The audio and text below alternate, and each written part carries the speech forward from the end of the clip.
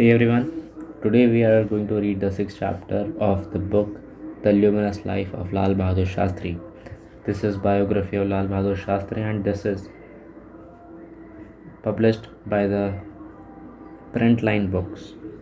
The name of this chapter is Shastri Ji as the Prime Minister.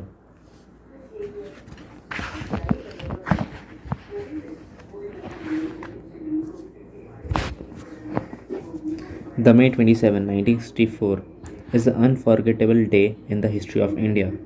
On that day, the citizens of Delhi woke and attended to their routine work.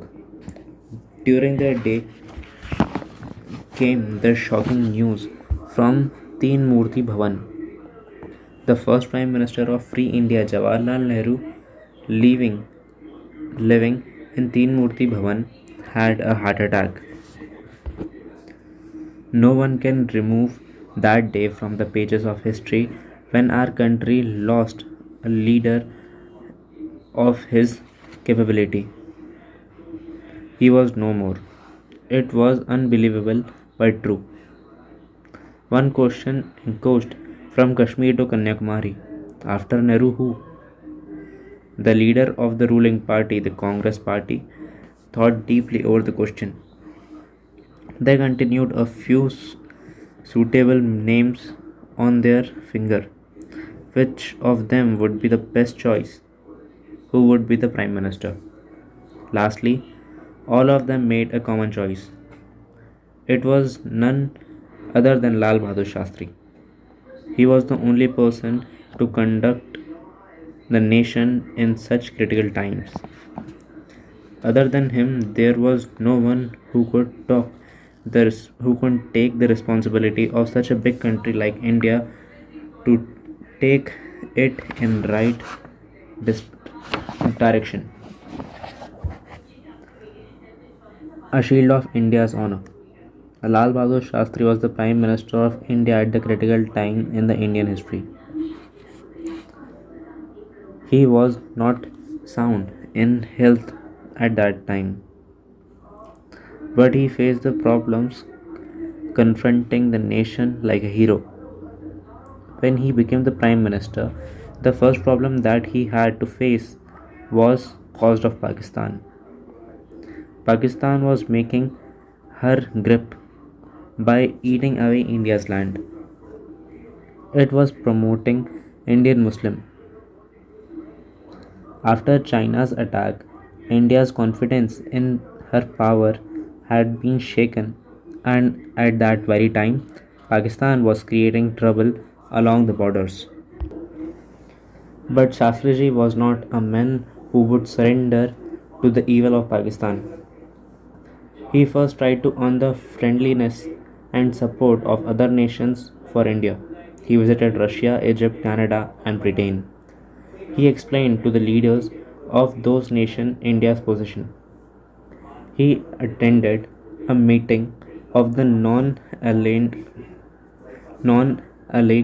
nation, non-allied nations which were neutral, and explained India's position.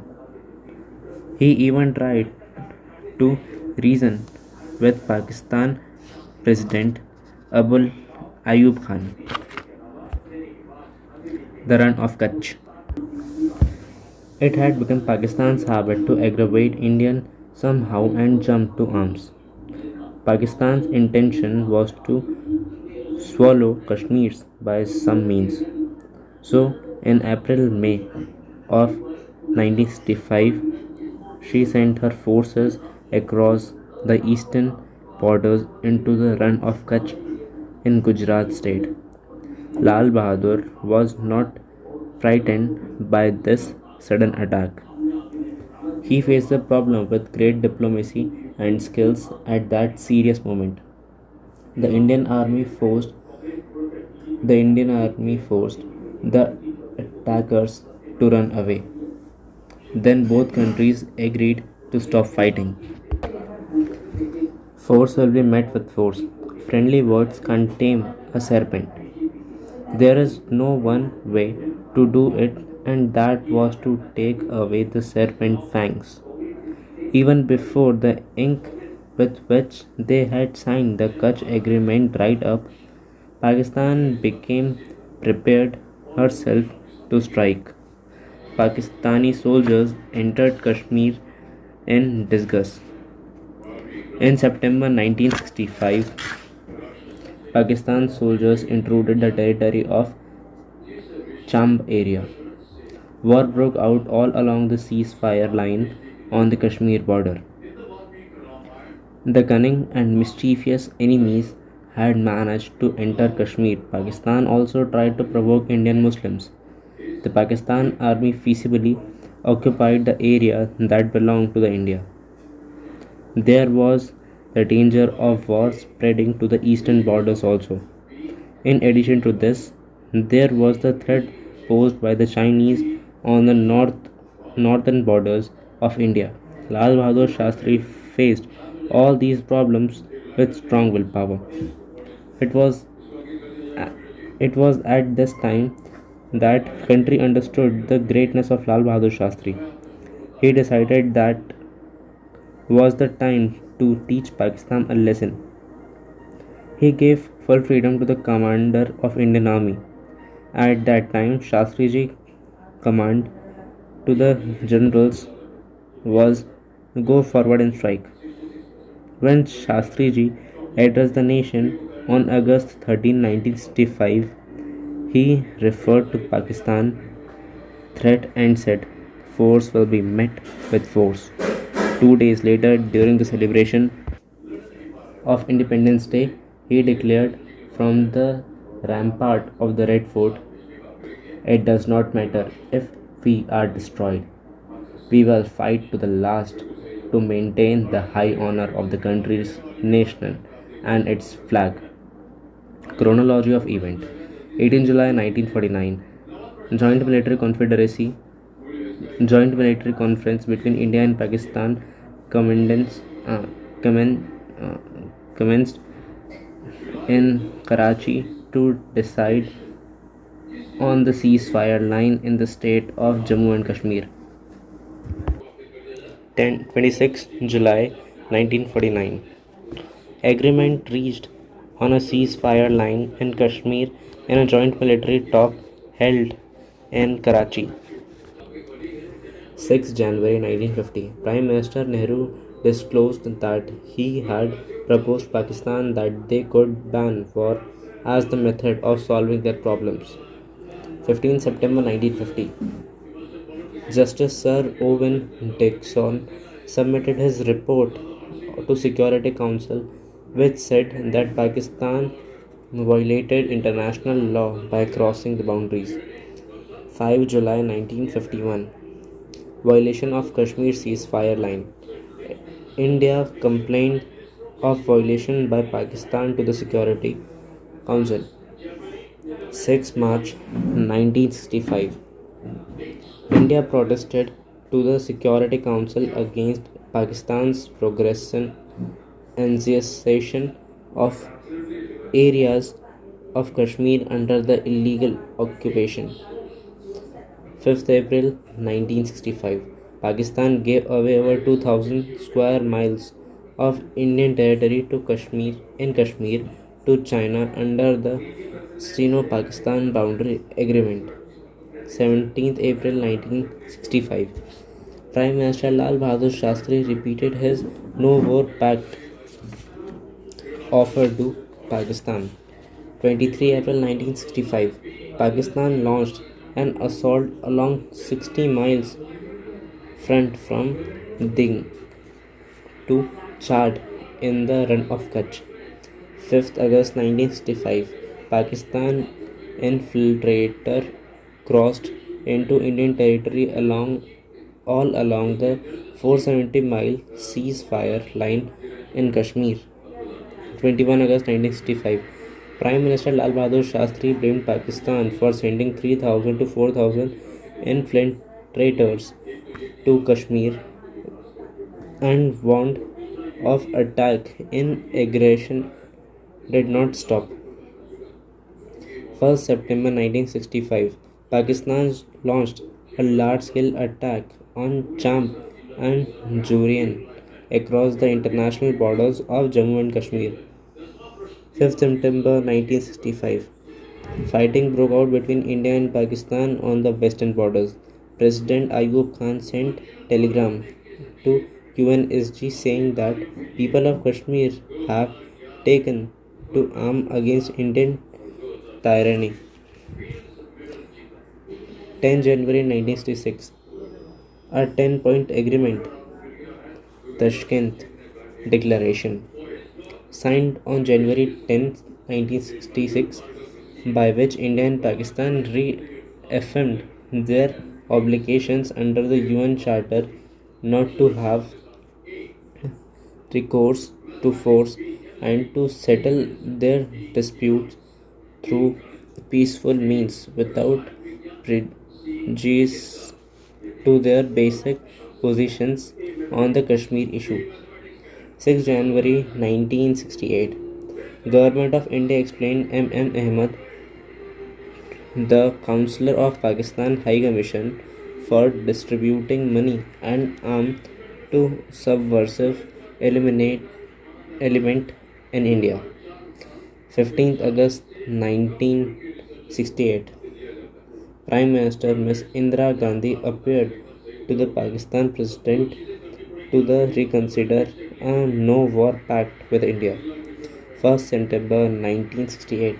Pakistan President Muhammad Ayub Khan rejected India's offer on no-war pact. 24 January 1971. India declared Zafar Iqbal Rathod, before first Secretary of Pakistan High Commission in India, New Delhi, persona non grata. He was asked to leave the country within 48 hours for his involvement in the plot of organized violence and sabotage in Kashmir. 3rd December 1971, Pakistan launched a premeditated airstrike at 5:45 p.m. in number of Indian airfields. Pakistan Army shelled Indian position in the western sector. 6 December 1971, Prime Minister Mrs. Indira Gandhi announced the Parliament that West Pakistan force in Bangladesh had surrendered unconditionally in Dhaka at 4:31 p.m. Lieutenant General Nizi signed the instrumental of surrender on behalf of Pakistan Eastern Command. Lieutenant General J.S. Arora, GOC in C of the India and Bangladesh forces in the Eastern Front accepted the surrender. 17 December 1971. India ordered the unilliterate unilateral ceasefire on the Western Front. 10 December 1971. Representative of Army Chief of India and Pakistan reached an agreement on the procedure of the delineation of the line of control in Jammu Kashmir as it result from the ceasefire in December 17, 1971 meeting held in Sachadgarh, Jammu. 11 December 1971. Agreement of the delineation of line of control in J&K, Jammu and Kashmir, reached in accordance with the Semal Agreement. Maps initiated by Lieutenant General B.S. Bhagat and Lieutenant General Abdul Hamid Khan at Sachet Ghar. 5 to 8 February 1978. Indian Foreign Minister Atal Bihari Vajpayee paid a goodbye visit to Pakistan. 2nd October 1981. In the speech of UN General Embassy, Pakistan, M.F. Agha Shahi referred to Kashmir and said, the only outstanding dispute pertained to Jammu and Kashmir, which should be resolved in the spirit of Simla Agreement and in the light of relevant UN agreements. China cannot forgotten us. China cannot frighten us, not forgotten us. It was just at this time another danger threatened India. China sent a letter which said the Indian army has set up army equipment in Chinese territory. India should destroy this equipment, otherwise, it will have to face the anger of China. Otherwise, it will have to face the anger of China. At that moment, India was fighting against the Pakistan army. India was equipped with the latest weapon supplied in abundance by the United States of America. And at this very moment, it was difficult for India to resist China. China's charges were full of lies. If India removed the military equipment, then she would be admitted that China's charges were true. That would also mean that India was afraid of China. Even the big nation waited breathlessly to see what Lal Bahadur would say and what India would do. Lal Bahadur did not take long to give a reply. They received letter from China on the morning of September 17, 1965. He made a statement in the parliament the same afternoon. He declared China's allegation is untrue. If China attack India, it is our firm decision to fight for the freedom. The strength of China will not discourage us from defending our territory honor. But China kept quiet. Indian soldiers were not afraid of death and fight most superbly and heroically. The army and the air force functioned in unite functioned in unity like the two arms of a single body. They the attackers were badly beaten.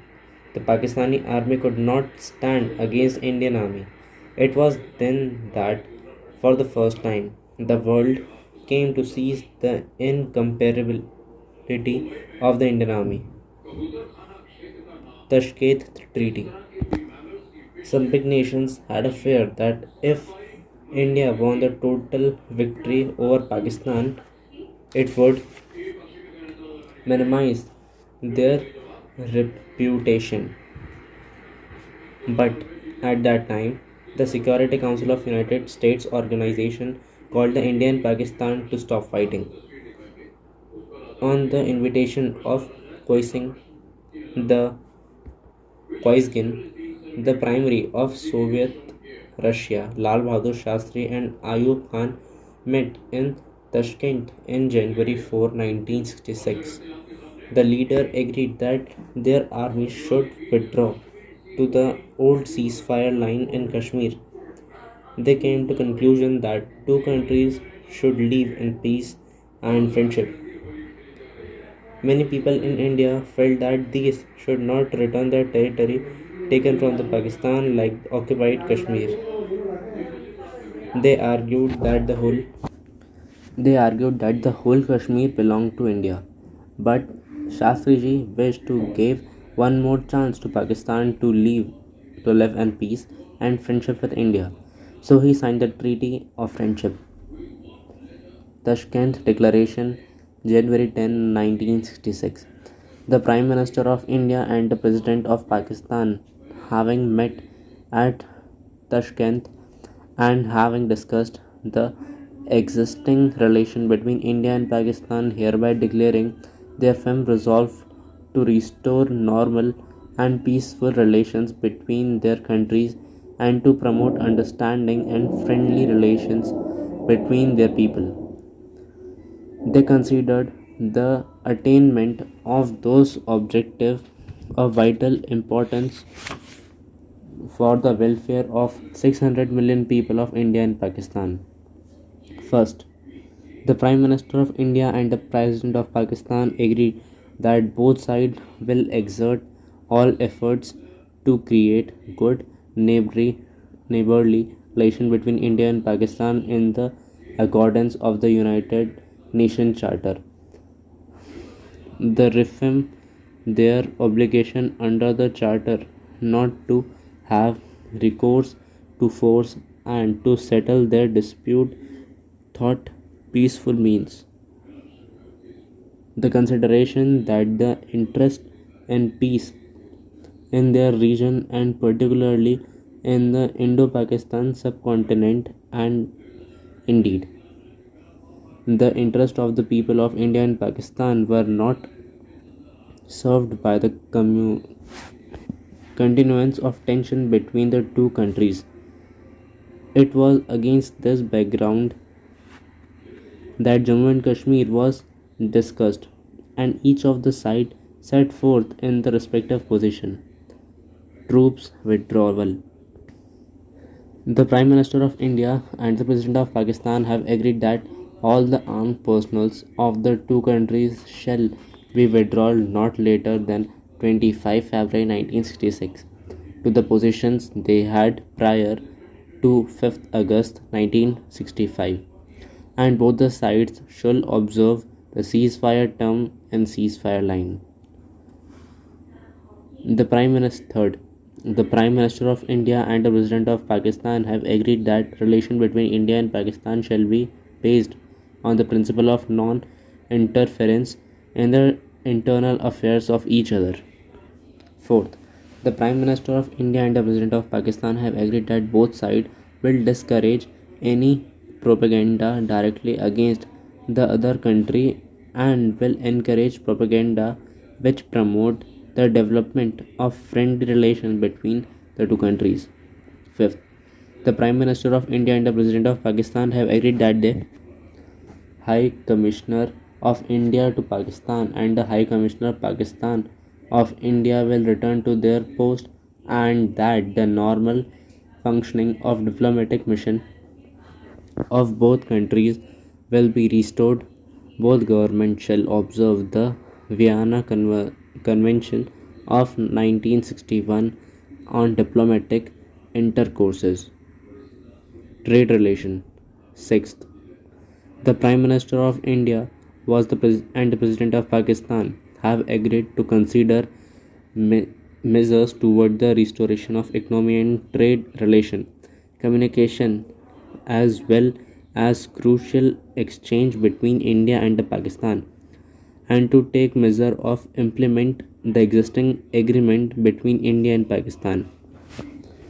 Seventh, the Prime Minister of India and the President of Pakistan have agreed that they will give instruction to their respective authorities to carry out the repatriation of the prisoners of war. 8. The Prime Minister of India and the President of Pakistan have agreed to the two sides will continue that discussion of questions related to the problems of refugees and eviction of illegal migration. They also agreed that both sides would create conditions which will prevent the exodus of people. They further agreed to discuss the return of the property on asset took over by either side of the connection with the conflict.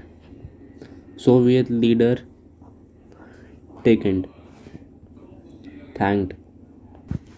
Ninth, the Prime Minister of India and the President of Pakistan have agreed that the two sides will continue meeting both at highest and at other level of matter of direct concern to both countries.